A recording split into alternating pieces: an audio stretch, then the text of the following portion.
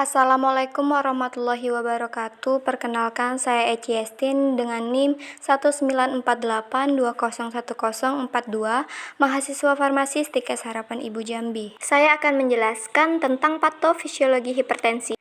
Hipertensi atau tekanan darah tinggi adalah keadaan tekanan darah histolik lebih dari 140 mm merkuri atau tekanan darah diastolik lebih dari 90 mm merkuri. Dapat kita lihat ada 6 faktor yang menyebabkan terjadinya hipertensi.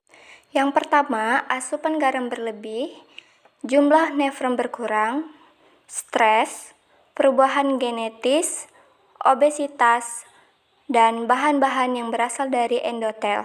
Yang pertama, asupan garam berlebihan akan menyebabkan pengeluaran yang berlebihan dari hormon diuretik yang secara tidak langsung akan meningkatkan tekanan darah.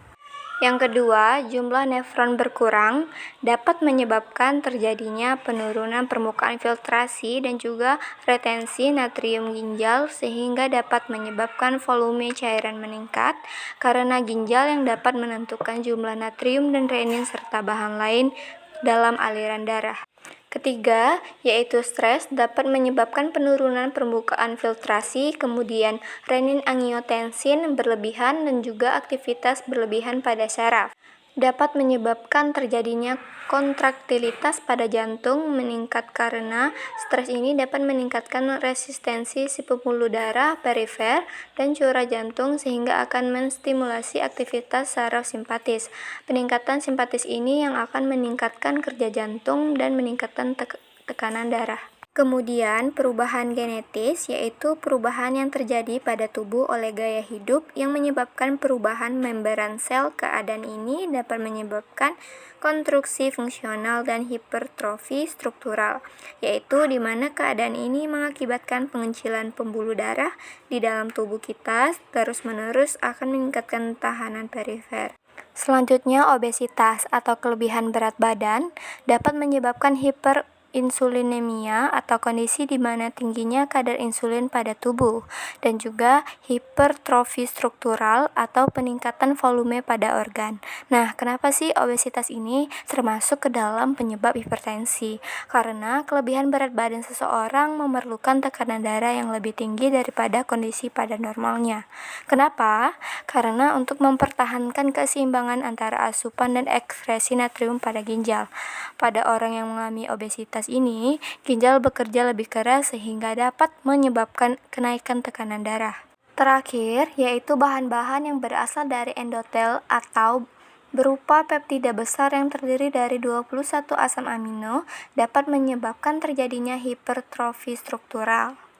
Maka, dapat disimpulkan hipertensi atau tekanan darah dipicu oleh peningkatan curah jantung dan tahanan perifer. Selanjutnya, materi tentang sistem renin-angiotensin.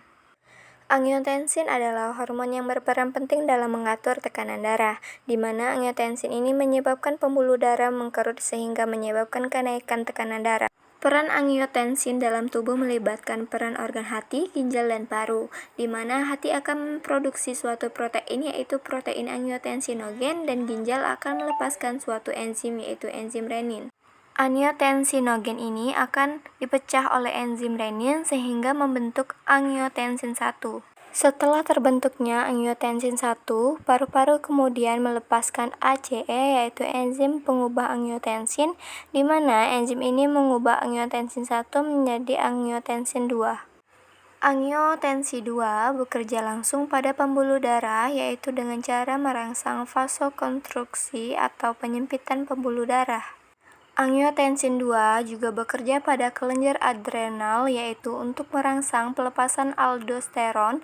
Aldosteron ini bekerja pada ginjal untuk merangsang resepsi garam dan di mana aldosteron ini nantinya akan membuat lebih banyak menyaring air, elektrolit serta garam dalam darah. Hal ini membuat jumlah cairan elektrolit dalam tubuh menjadi bertambah sehingga tekanan darah pun meningkat. Itu tadi penjelasan mengenai patofisiologi hipertensi dan sistem renin-angiotensin. Semoga bermanfaat untuk teman-teman semua dan jika ada salah kata saya mohon maaf. Saya akhiri dengan wabillahi taufiq wa hidayah. Wassalamualaikum warahmatullahi wabarakatuh.